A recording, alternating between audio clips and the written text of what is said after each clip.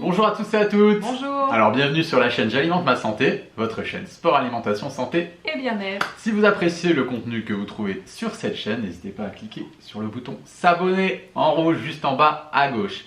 Alors aujourd'hui on va vous parler justement des fruits et des légumes qui sont le moins contaminés.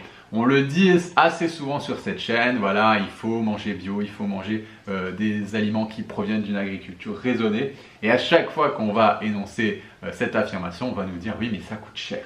Et on est conscient, hein, des fois nous on va au magasin bio, on en a marre, on se dit oh là là mais ils sont tarés avec les prix, c'est pas possible.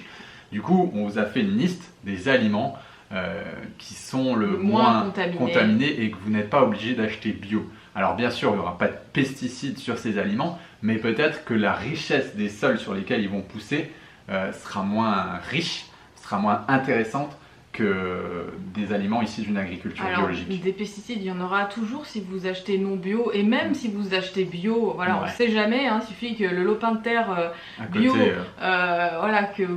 qui cultive bio à côté et cultive avec des pesticides, bon voilà, c'est sûr qu'on va se retrouver quand même avec un petit peu de pesticides sur la tête. Mais le 100% c'est pas possible, hein, on ne peut pas être hyper clean. Les fruits qu'on va acheter non bio, il y aura nécessairement toujours un petit peu quelque chose des pesticides, mais on va dire que la liste qu'on a faite là font partie des aliments qui sont le moins contaminés quand on a fait des tests. Je vous avais fait une vidéo précédemment où justement je vous disais les aliments qui étaient le plus contaminés, où ceux-là vraiment il faut éviter de les acheter non bio.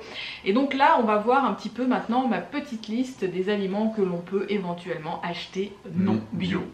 Alors on a l'avocat. L'avocat en général c'est pas vraiment traité parce que voilà, c'est un arbre, ça pousse tout seul. C'est pas des aliments qui sont ultra traités. Et surtout, il y a une grosse chair qui est dure et du coup, c'est vrai que les pesticides ne passent pas vraiment au travers. Ensuite, on va avoir l'ananas, pareil, hein, c'est vrai qu'ils sont quand même assez protégés de l'écorce, voilà. On retrouve vraiment très peu de pesticides dans les ananas, dans la chair. Les choux, de manière générale aussi, sont très peu traités.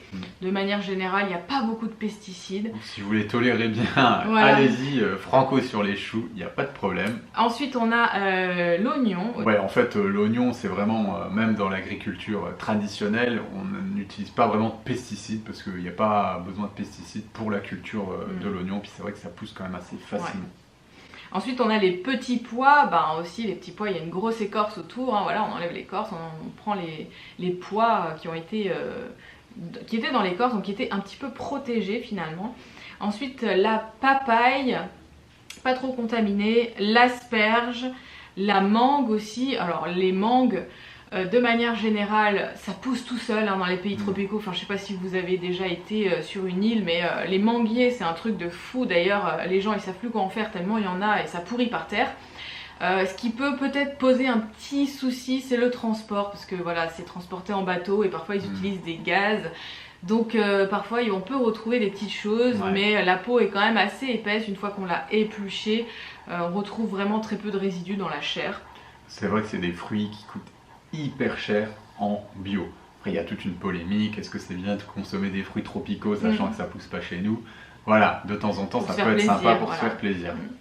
Ensuite on a l'aubergine, le kiwi et enfin la patate douce. Oh, la patate douce. Voilà, la patate douce, moi je sais que j'en consomme beaucoup, j'adore la patate douce. On les prend pas forcément au magasin voilà, bio. Ça peut arriver, parfois on les prend bio, parfois on va en chercher qui sont vraiment d'une super qualité, on les paye un peu plus cher. Si on n'a pas le choix, si on est en voyage, si on est en déplacement, on les achète peut-être au supermarché.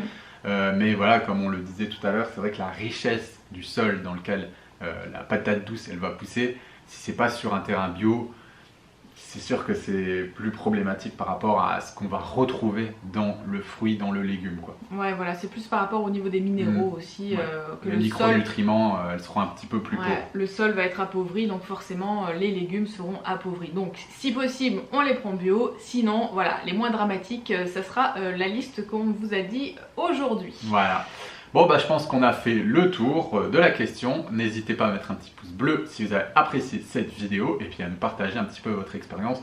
Quels sont les produits que vous achetez bio, quels sont les produits que vous achetez non bio, pourquoi? Ce sera intéressant de partager. Peut-être que j'ai oublié des choses dans ma liste, hein, voilà, vous pouvez rajouter. Ce sera toujours super intéressant d'avoir votre avis. En tout cas, nous on vous envoie une pensée astronomique donc positive et on vous dit à très bientôt. Ciao. Hey, salut à toi. Salut. C'est Pierre. Et Céline. Alors on voulait juste te prévenir que tu as droit à 1 heure de formation gratuite pour apprendre à découvrir ton profil en naturopathie. Alors c'est juste ici, tu as juste à cliquer et tu vas recevoir tout de suite ta formation gratuite. Allez, ciao ciao. Salut.